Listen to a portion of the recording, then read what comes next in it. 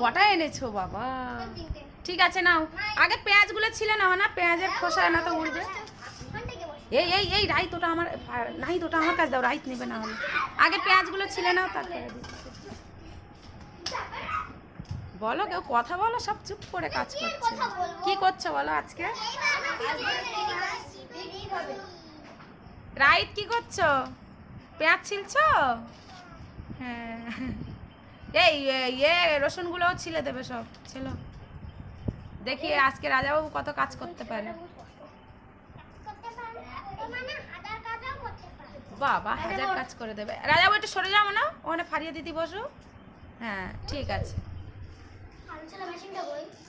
এবার না, আগে পেঁয়াজগুলো ছিল না, নাহলে পেঁয়াজের খোসা উঠছে, তারপরে আলু ছেলার মেশিন দিচ্ছি। অনেক আছে, 4টে মেশিন আছে। হ্যাঁ তোমরা 3জন, আজই আসা 4জন, 4জন আলু ছিল। ঠিক আছে।